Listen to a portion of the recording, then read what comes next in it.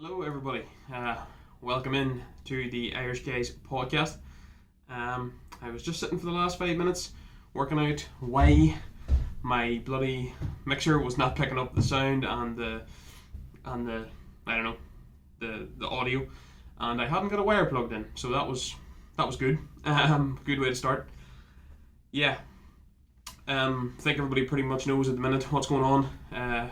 Vesti has sent me audio recording on another one of his little drive home recordings or whatever. I will get that out tonight. This one will be out tonight also.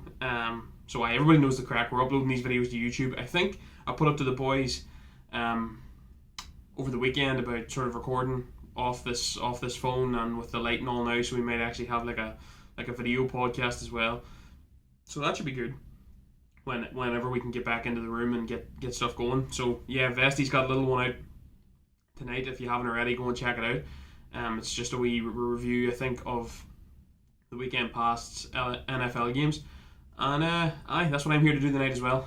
We did a little bit of a build-up show last week. I think Vesti did one to give his thoughts on as well. His little drives home from work, which are good banter. And I'm just gonna do a little one myself tonight and recap the weekend's NFL championship games. Good weekend of football. Good weekend of football all around. It started off with the Buccaneers at Lambeau Field to face the Packers. There was a lot riding on this game. We had the good matchup over the weekend of two of the younger quarterbacks facing head on in the AFC Championship game, and then two of the older sort of veterans going head to head in the NFC. On the build-up show last week, I called the Bucs win. I went with 24-21. When me and Clive did the show, it did forecast snow. Earlier on in the day, there was snow at Lambeau, but they obviously got the field cleared. It was very, very cold. But there was no snow, so I think we went a little bit low in the scoring. Obviously, the game finished up 31-26. There was snow always slows a game down and doesn't allow for the same amount of offense to be played. But yeah, I called the Bucs to win this one. I thought that the Bucs defense could do another number on Aaron Rodgers, and I sort of trusted Brady, the way that they're playing and the way that offense is ticking at the minute, till put up enough points to win the game. Brady was phenomenal in the first half. He was outstanding, absolutely fantastic. That's one of the best first halves.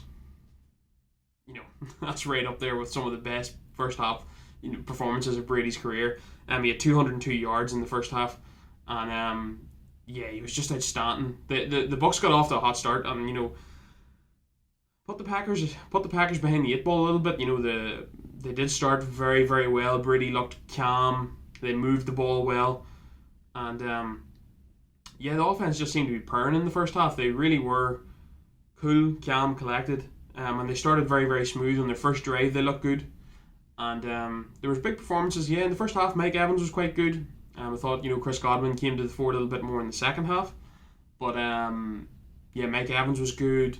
And you know what? Leonard Fournette was good as well. Leonard Fournette had a good game, and this offense just reminds you, a little bit of the Patriots. Obviously, it's a lot more vertical. You have a lot of down the field options and stuff. But if you think back a few years into maybe the early 2010s or whatever as well, when you had the likes of Gronkowski, and they do attack more vertically, and he is throwing the ball a lot further down the field, but they just have a lovely balance, and the balance is it. The balance was everything in New England. They could run the ball well. You even had Rex Burkhead coming in and making plays and stuff like that in New England. Fournette has come under a lot of criticism. I liked him before he was drafted, coming out of LSU, but he's playing well at the minute. He came on real well, leaps and bounds this second half of the season.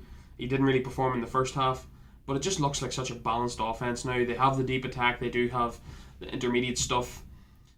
They used Antonio Brown a lot, not this weekend past, but have used Antonio Brown a lot in sort of intermediary routes, medium depth routes, and then they have targets down the field. Mike Evans likes to get deep down the field, and it's just such a balanced offense at the minute.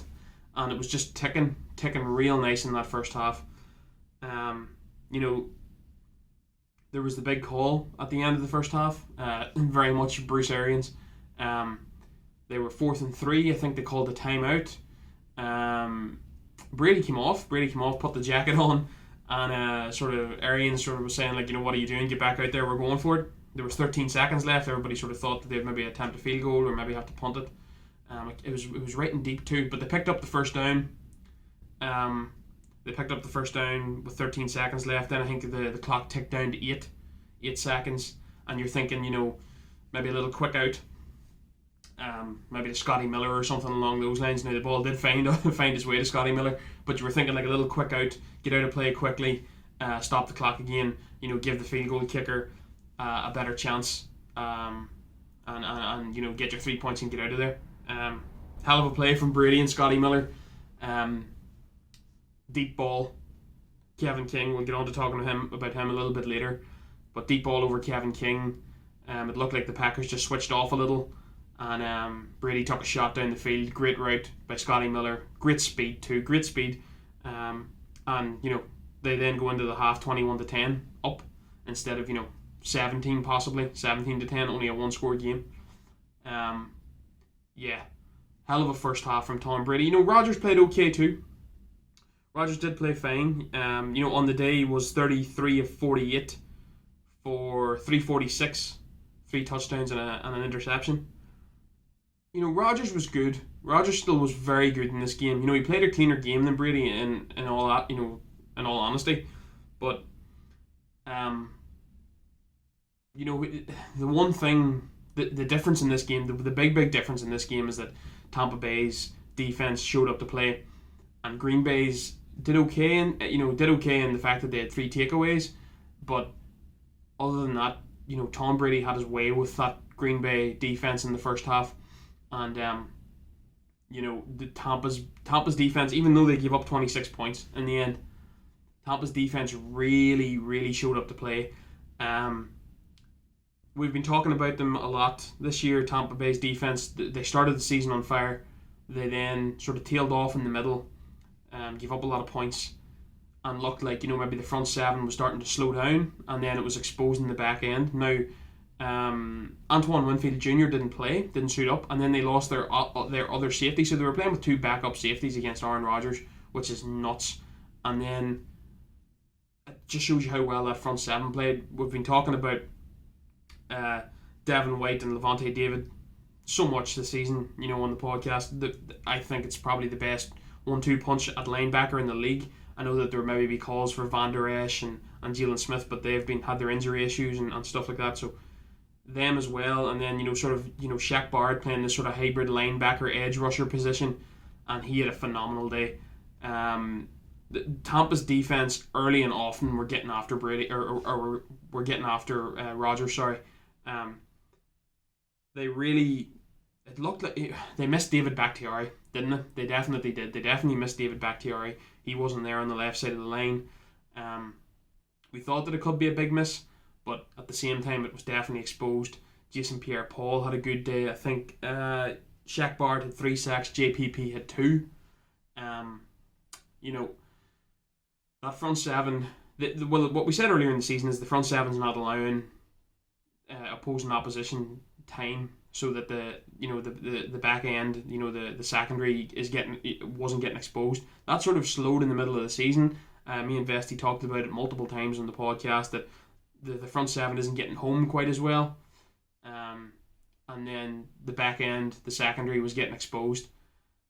That front seven was electric again. They were great again. They were great last week against the Saints. They were great again this week. Devin White has been fantastic. As I said, Lavonte David and Shaq Barrett playing this sort of outside linebacker edge rusher hybrid that's been great for them. So and then they had Vita Vea back. We talked about that on the podcast last week, me and Clive. He was in stuff in the run in there in the middle as well. That was the difference. That was definitely the difference. Tampa Bay's defense really did show up, put pressure on Aaron Rodgers. They were harrying him, hustling at him, finishing plays, even if they weren't sacking him. They did get 5 sacks, but even when they weren't, they were in his face quite a bit of the game. As I said, the Packers defense didn't really show up. Kevin King had a poor game. He made a few plays, did Kevin King, but he also gave up a couple of bad ones. He gave up the touchdown, I think, to Mike Evans. He obviously gave up the touchdown to Scotty Miller. He gave up a big pass interference play late in the game too. And I felt like Brady was targeting him. Brady was he was struggling out there, and there's no mercy in Tom Brady. He was definitely targeting Kevin King. Um, One thing that I did take away from it now, it's just my own opinion, but Aaron Jones is one of my favorite running backs in the league, if not my favorite. Him and probably Saquon Barkley. I think both of them are fantastic. A little bit different. Both of them are a wee bit different, but I really, really like Aaron Jones. Now, he gave up the ball twice yesterday. He put the ball on the ground twice. One fumble was recovered, but the second one wasn't. But, maybe he was a little bit in the doghouse for putting the ball on the deck. But at the same time, I felt like he was completely underutilized in this game. He had 6 carries for 27 yards, and he only had 4 receptions through the air. As anybody kind of knows, watching the NFL, listening, all that, you want to slow down a pass rush, which was most definitely in full effect for Tampa Bay. You want to slow down a pass rush, you get the quick outs, you get the screens to your backs, and Aaron Jones is so versatile. He's great in the screen game. He's great at little passes into the flat. He's great out of the backfield in multiple ways. Now, maybe it was the fact that he did fumble twice, but there were two clean hits. A couple of helmets got on the ball in the first one. The second one, a little bit. It was just a good tackle, but maybe that was the reason he didn't. He did fumble twice. But if you want to slow that pass rush down, which Rodgers was in desperate need of the entire game, I felt like he should have utilized Aaron Jones a little bit. Throw a few screens in there. Let's see if JPP and the boys can turn it around, Vita Vea and that, and chase the ball. And Ndamukong Suh as well. I don't think that they are in the right part of their career to be able to do that. Very effectively. Get them turning and running the other way, as much as you can. Felt like Aaron Jones was definitely underutilized a bit in this game, but the Packers were put in a bit of a hole. Obviously, it was 21-10 in the half. A couple of scores down. And Aaron Rodgers did come out and play better in the second half. Now, Green Bay's front seven definitely got after it a bit better in the second half. They definitely did. They started getting home a little bit on Brady. Not so much, it didn't end up in too many sacks or anything, but they rushed him on a couple of plays, forced him into a couple of bad throws and a couple of bad interceptions. I don't know whether we were sort of back and forth in the group chat over the weekend about was that the pick that he threw in Mike Evans' direction, was that on Mike Evans, was it on Brady? I felt like it was a little bit high for Evans. I know that he's a big fella, but if you're overthrowing him, or you could probably say he has to go and get that. It's probably 50-50, but I felt like it was a little bit more on Mike Evans on Tom Brady, and that one I felt it was a little bit high. Just a little bit high, but he did. Brady turned the ball over 3 times, 3 picks. One, a couple were pretty bad, but he still looked quite comfortable. Now, he did tighten up a little bit in the second half. Green Bay's defense did turn the ball over, but I think that they were even saying on the broadcast that when they made the 2 turnovers, when they got the 2 interceptions in the second half, the Packers went 3 and out on both of the ensuing possessions. So there was a little bit of maybe a little bit left on the field for Green Bay. Aaron Rodgers did play a good game, but they were 2 critical possessions when Green Bay did turn the Buccaneers over, and Aaron Rodgers didn't come up with any goods. So you can blame a little bit for that, but then he had didn't he have a 2-point conversion dropped in the back of the end zone as well? And then it kind of came down to the sort of the end of the game, which was interesting. It was 3rd and 8. They were in the red zone, Green Bay. Now, they were down by 8 at this stage, so they still had quite a bit of work to do. But it was 3rd and 8, and it was the pass that Rodgers sort of dropped deep and then came up through the middle of the pocket, and he ended up throwing a pass sort of to the middle of the to the end zone, and then it was incomplete, obviously, but Rodgers sort of came up through the middle and then filtered to the right. For one, it already looked like he was worried about where the line of scrimmage was. and it rushed his pass a little bit because he was worried about crossing the line of scrimmage. But the entire right side of the field I felt was quite well open, and we know Rodgers to run in touchdowns quite often. He's good at that, in all fairness, especially on the little rollouts. He kind of puts the head down, maybe gives you a pump fake, and away he goes into the end zone.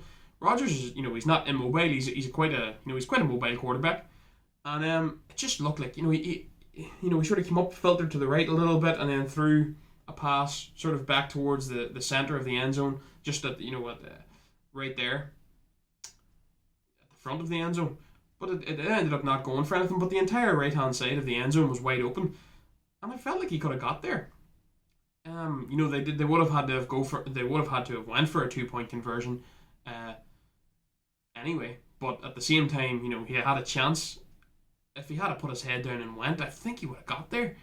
And it was a wee bit surprising because I would have expected A-Rod to get there, but fair enough, he didn't do it or whatever. But that was a little bit strange. That I found that strange. Then it went, 4th and 8. They ended up kicking the field goal. Rodgers said after the game that he it wasn't his call to make. It felt like Bruce Arians and Spags did a better, or not Spags, sorry. Thinking of the next game, but the. Yeah, I think Bruce Arians and that did do a better job coaching. It was a strange decision. It was a strange decision not to go for it there and then give Tom Brady the ball back. Although, in fairness, maybe he did trust his defense. They were playing better in the second half. But I would trust Tom Brady to run out of clock. He knows how to do it exceedingly well. So, yeah, that was a strange one. As I said, I think that this game was won by the Tampa Bay defense. Now, it was a great game of football. A great, great game of football. Brady played well. Rodgers played well. It was a sort of nearly a head-to-head in that way. They had good games. Brady more so in the first half. Rodgers definitely in the second. But the where it was won at here was Tampa Bay's defense. They did show up. They played much better than Green Bay's defense, even though Green Bay did have the turnovers. An interesting one was the refs. The refs were letting an awful lot go in that game. There was a lot of hand fighting. They were letting it got physical. Like, there was a few calls that maybe should have been made that I thought were controversial enough. There was a lot of hand fighting down the field. They were letting them get into it, especially with the DBs and the wide receivers. There was a lot of stuff going on there. And the refs really weren't calling it. Like, there was one blatant pass interference that was called very, very late. I think that was the Desmond King one. Or Kevin King. Apologies. But yeah, that one was called very, very late. And, it was clear as day. But yeah, Brady moves on. It's his 10th Super Bowl appearance now, as far as I recall. Unbelievable. Absolutely outrageous. All the stuff on social media afterwards is plastered all over our Instagram. But yeah, another great Super Bowl run. He's now the first team in history. Brady's led this team, first team in history to play in a home Super Bowl. What a performance and what a season Brady has had. That team looks very hard to beat now. He's there again at 43 years of age, and you know what? There was a few throws in that game, and he looked no different 20 years ago. Absolutely outrageous. Outrageous. You've looked at others around the league. Philip Rivers, we've questioned his arm this year on the podcast. We've questioned Ben Roethlisberger's arm this year on the podcast. Drew Brees, we kind of knew going into the season. Obviously, it's come out that he was dealing with a rotator cuff, which is nearly a death sentence for quarterbacks. But Brady just looks, I don't know. You could tell me he's 33 and it would make no difference. He's been outstanding this year. Outstanding. It slowed a wee bit down for him at the tail end in New England. I did say that in one of the more recent podcasts. But, he threw a few balls there yesterday and they were zipped in there at 43. He's he's old enough to be some of these players he's playing with parents, Unbelievable from Brady. Unbelievable. He's there again. As far as A-Rod, he's come out and he says that he doesn't really know what's going to happen now with the Packers and his future and stuff. They obviously drafted a quarterback last year. Um, I have no, I was gonna say I feel sorry for, but I don't feel sorry for Aaron Rodgers. I'm a Vikings fan, so it is what it is. But um, this is the best team that they've put around him in quite some time now. I think you have to go back to the sort of early days of like Jordy Nelson and Greg Jennings, Donald Driver, and stuff. This has been the best team that they've put around him now for quite some time, and I don't know. It's going to be an interesting one as far as legacy now for A-Rod. It's a thinker. I was going to suggest to Vesty that we do like our maybe like 3 big takeaways from this NFL season when it's done, and hopefully when we're back in the cabin. It's going to be an interesting one. I might have a few thoughts on A-Rod and stuff too. Like this is it's a big one for his legacy. It's interesting. This is the best team that he's had in a while. A lot of the time he was complaining that he didn't have the offensive weapons. Robert Tonyan came on unbelievably well this year. His offensive line's been fairly good. MVS and Lazard have stepped up and became good complementary pieces, and then they have Devontae Adams and Aaron Jones. So offensively, yeah. Now the defense did let him down a little bit this week, but again, one of the best teams that he's had around him. And to be fair, he did get to the NFC Championship game, and it was close. But again, he doesn't come up. A lot of people say he's the most talented quarterback that's ever played, and things of that nature, which is interesting, fair. I can see the angle, but he's got 1 Super Bowl. He's not getting any younger as A-Rod. He's not going to have the numbers of like a Drew Brees and stuff like that because of Drew Brees' longevity, and A-Rod had to sit for a few years at the start of his career. So it'll be an interesting one for A-Rod's legacy anyway. But yeah, Tom Brady and the Buccaneers move on. The Super Bowl is in Tampa Bay. There will be, I think, 22,000 fans there. So that should be good in a couple of weeks' time.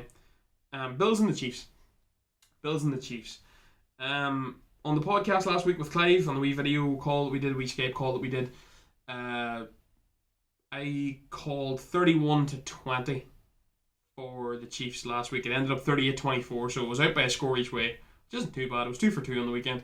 I think I've actually had a good enough record picking through the playoffs so far, ish. Not too bad, but yeah, Bills and the Chiefs. I just felt that Patrick Mahomes and this offense is too good for the Bills. I thought that they would put up too many points on them early, and then the Bills would have to chase and maybe turn the ball over and stuff. I think that was my angle last week on the call, on the video, on the podcast. But yeah, it was actually quite the opposite. The Bills started better. Obviously, there was the Hardman play, the Mecole Hardman play that when he gave up the ball on the punt return, or was it the kickoff? I can't remember if it was a kickoff or a punt now.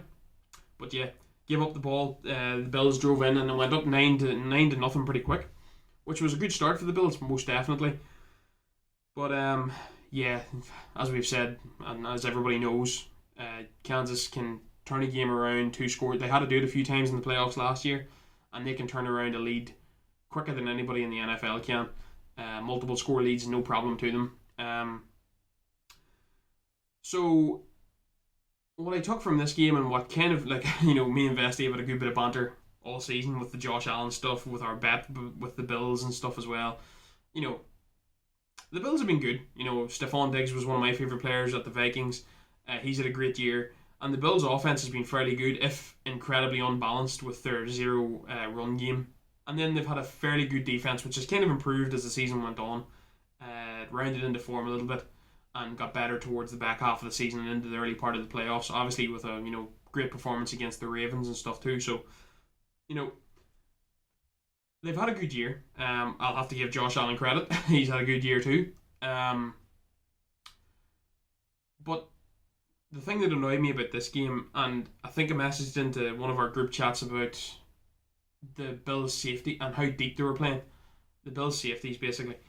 Obviously, it was the game plan to take away the deep attack and the deep threat of Tyreek Hill and Pat Mahomes' high flying offense. That was obviously a tactic, and they've done this previously. They play with two very deep safeties, Poyer and Hyde, and that's fine. Obviously, it was a tactic. The thing about the NFL and American football, there's always going to be a hole somewhere. To compensate in one area, you have to allow yourself to be exposed in another, both offensively and defensively, really. So, um, they were trying to take away the deep ball. They were trying to take away the deep play, and we're obviously quite worried about the likes of Tyreek Hill. But this game was won and lost on this decision, and won and lost on the. They did change a little bit in the second half. They did move further towards the line of scrimmage, but it was definitely this game was won and lost on this one area of the field that I felt anyway, especially in the first half. They were incredibly deep. And I messaged into one of the group chats and I was like, Kelce is going to have double digit catches today. He's going to have a big day. I messaged that in pretty early. He's going to have a big one because obviously, you don't expect tight ends to run deep routes. They sort of run, short to medium depth of routes. And the Bills' defense was giving Kansas's offense them opportunities. They were allowing them the short completions, some of the medium depth completions, and they did not change, especially in that first half. They allowed Kansas everything short and medium depth. You had to adapt. It's not like you have to give Mahomes credit for this too. This is where as I said, this is where this game was won and lost in my opinion, and you have to give Mahomes credit too. He was so patient, especially with his arm talent, the deep threat like Tyreek Hill and stuff. And speakers like Mecole Hardman and the rest, we know about how high powered this offense is. Maybe a quarterback, and it shows maturity beyond his years. Maybe Brady's great at it, but maturity beyond his years, where he didn't get frustrated at the lack of deep action, and he took everything that Buffalo was giving him, and they obviously Andy Reid, Bieniemy, and him had obviously schemed up like, right, well, what we will do now is we will get the ball into our playmakers' hands as quickly as possible. They got the ball into Tyreek Hill and Travis Kelce so fast, so fast, and it was then, well, if you're going to sit so far deep, I'm going to get the ball into Tyreek Hill's hands, and he's going to build up a head of steam before you can get them, and he is going to get. Tyreek Hill caught like a 50 or 60 yard slant, or caught a slant for 50 to 60 yards. They got the ball. It was all run after catch, rack yards. Great strategy, great strategy from the Kansas City Chiefs. Absolutely fantastic. They got the ball into their playmakers' hands fast, especially when the Buffalo defense was so deep. All the sort of short and intermediary routes were open, and then Travis Kelce built up a head of steam. He had caught the ball, and then tore down the field. Same with Tyreek Hill. Hill had 9 for 172 yards, and Kelce had 13 for 118. I said it pretty early in the game just from watching. Kelce is going to be double digits in catches today, and he's going to have a monster. They did try to change it in the second half. The safeties did come up, but they still were quite deep. If you were looking and watching on your TV screen, you couldn't even see Poyer and Hyde on the screen. As the snap was being taken, they were so deep. And coaching was the difference there, I think.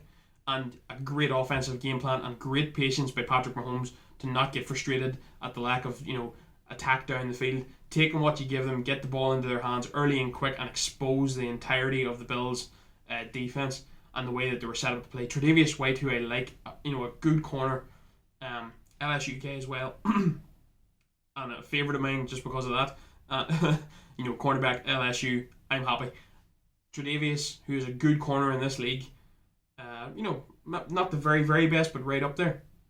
Roasted by Tyreek Hill, completely roasted. He was set on fire all day. Ended up on his ass a couple of times. Not a good weekend for Tre'Davious White. But yeah, the Kansas City offense really played a good game. Great game plan, great scheme. And then on the other side of the ball, Kansas defense did give that. As I said, that's where I feel the game was won and lost. And I suppose they were taking away the deep threat to try and limit scores. you know, have Kansas on the field longer, just sustaining drives, really having to work for their scores, and not any big quick, you know, deep passes to, with easy scores and touchdowns. Which is fair. It was a good idea. It was a good idea from the Buffalo Bills. They felt that their offense could put up points, and if they had to make Kansas work for the entirety of a drive the whole way down the field, and really work hard for their scores, that they could maybe keep the score a wee bit lower, and then they could maybe win, which is a fair enough game plan, no doubt about it. But it didn't work, and then they had a hard time adapting and changing from it. So, yeah, that's where I feel like the game was won and lost. But as I said, Kansas's defense as well also caused Josh Allen trouble. They blitzed the living hell out of him. They were sending pressure from everywhere. They blitzed Josh Allen 19 times during that game. And I think that they felt that, we've talked about their secondary. We talked on the podcast last week, me and Clive, about, Diggs, John Brown, Cole Beasley could maybe expose this secondary a little because of, youth and not incredible talent. But the Kansas defense and Spags really drew up a great game plan and was setting pressure on Josh Allen all the time, forcing him to make decisions early. And it sort of helped nullify the likes of Stephon Diggs. Stephon had an okay day, no doubt about it. He made a few big plays. But rushing Josh Allen really did help. It took away and took the pressure off the back end for Kansas City, and they were sending blitzers everywhere. As I said, they blitzed him 19 times and forced him into bad sacks. Josh Allen does like to make the big play. He doesn't like to give up on a play in any way, shape, or form, and he gave up a few big sacks. He actually lost 53 yards on sacks during the game. They were pressuring him, and he was having to rush his decision making. It wasn't allowing Diggs, time to progress out of his routes. They were sending the house after him and really rushing him, and kind of found him out a little bit. They sped it up for him, didn't let him stand back there and use his massive arm, and it took away from that sort of high flying passing attack that the Bills have been at all season, and just Kansas had a good game. Kansas had a really good game, and it ended up 38-24. Up and after that first quarter, it didn't, and after that quick start, it didn't really look like Buffalo were going to get back into it. Mahomes was coming off a concussion and a bit of turf toe. Didn't look like anything fazed him. He played a solid game, and credit to him. As I said, he showed so much patience, and maturity during that game. But the one thing that definitely frustrated me was the defensive game plan and not adjusting well enough from the Buffalo Bills. They were too deep, and they didn't adapt well enough, and then they had to change it. But the Chiefs move on. They lost Eric Fisher, left tackle, and Mitchell Schwartz that was already down the right tackle, so their offensive line is battered and bruised at the minute. Going into the Super Bowl, so it looked like a bad one for Fisher. It looked like a bad one, so I don't think that he's going to be back. So the front seven of the Tampa Bay Buccaneers is their best part of their defense. Although, as I said, they might have they could be going into the game with missing two safeties. So I wouldn't like to be missing two safeties against Kansas City. So both teams have little injury worries going into it. But yeah, that should be a great game. We'll have the Buccaneers at home, Kansas City, and the sort of maybe the passing of the torch. Maybe if Pat maybe does knocks Brady out here, could be a little sort of passing of the torch moment. Pat wins his second Super Bowl before 25. I think he's not even 20. Is he 24 yet? 24. And he's went to 3 AFC Championship games as far as I can recall. Yeah, he won one last year. He got to the one the year before, I think, and lost to the Pats. And then, he won this one this year. So, Brady versus Mahomes, like the old generation versus definitely the leader of the new one. And Brady going for a 7th Super Bowl ring, which is just ridiculous. But, yeah. looking forward to it. There will be more build up on it.